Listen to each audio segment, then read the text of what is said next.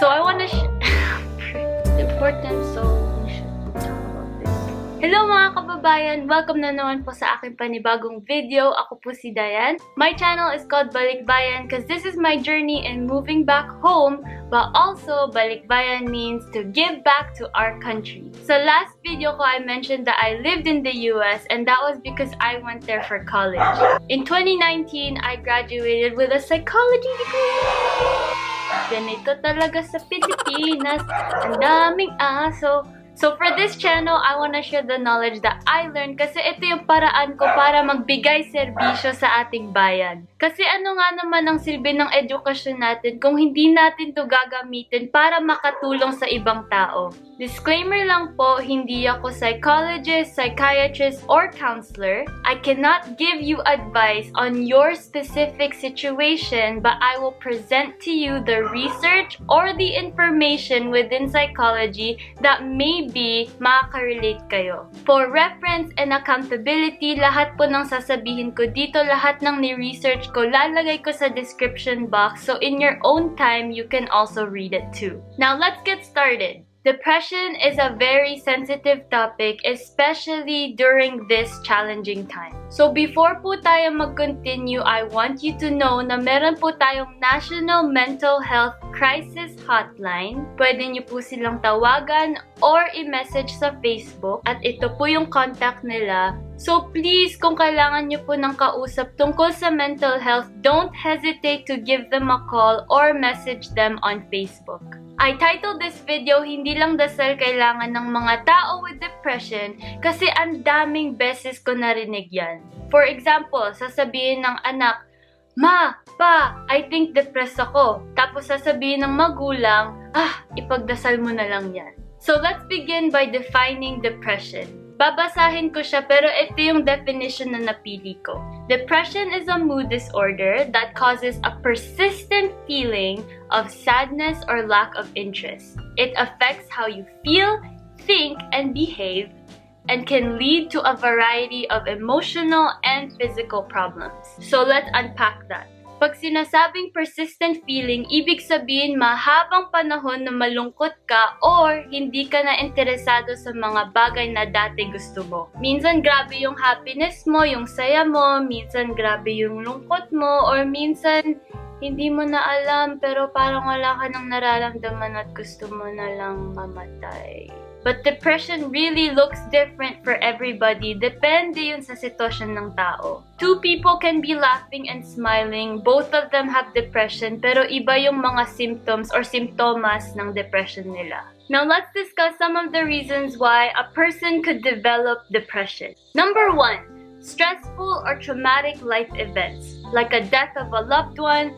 childhood abuse, sexual assault, or even yung pandemic na to. Ang daming stress na idulot ng COVID at pag masyado na tayong exposed sa chronic stress, this can affect our brains and our immune system. Our immune system is what protects us from getting sick. And when we keep experiencing stress and stress and stress, humihina din yung immunity natin. Traumatic or stressful experiences also alter our brain structures. Dahil Psych 101 lang to, I don't wanna get too technical about it, but just remember that pag masyado na tayong exposed sa madaming stress, naaapektuhan na din kung paano mag-function yung katawan natin. Number 2 is brain chemistry. Again, ayoko masyado maging technical kasi this is just an introduction to depression. But as we've seen in the previous example, lahat ng ginagawa or nararamdaman natin dahil yun sa utak natin. Kahit sabihin ng parents mo na hindi mo ginagamit yung utak mo, that is actually not true. Even pag natutulog ka, your brain is still active. Laging may nangyayari sa utak mo. So in psychology, we are taught about neurotransmitters or chemical messengers that is responsible for brain communication. So for people with depression, their brain may be releasing too much or too little of certain chemical messengers. This is one of the cases that psychiatrists or psychologists could prescribe antidepressants Antidepressants work in a way where they balance out certain chemicals in your brain. And finally, genetics or family history. Kung nagkaroon ng depression yung magulang mo, there is a higher % chance of you also developing depression. Another factor could be if your family had a history of drug or alcohol abuse. Even something like personality or temperament, like for example, gaano ka resilient, that is something that is genetically linked.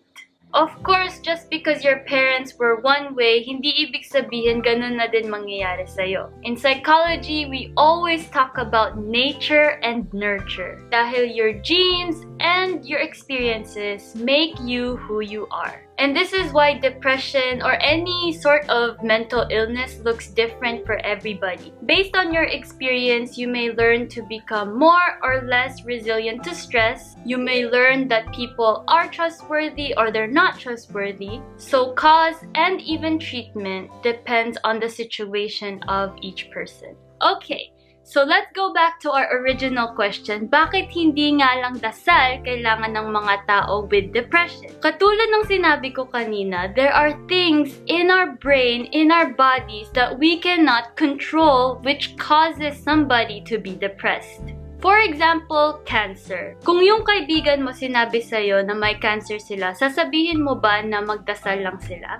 Of course not. Sasabihin mo na magpa-opera sila or magpa-chemotherapy sila. This is why I said some people have to go on antidepressants because this is medication that can control, regulate, and manage chemicals in our bodies that we do not have control over. If wala kang maalala sa buong video na to, just remember that depression isn't invisible, hindi lang to gawa-gawa. Please let's stop the stigma and support one another during these challenging times. If you know somebody that is clinically depressed, just remember hindi nasa sayo para gumaling sila. Always be available to listen and to give them support, but remember that you do not have the skills to treat their depression. Again, depression is very complex.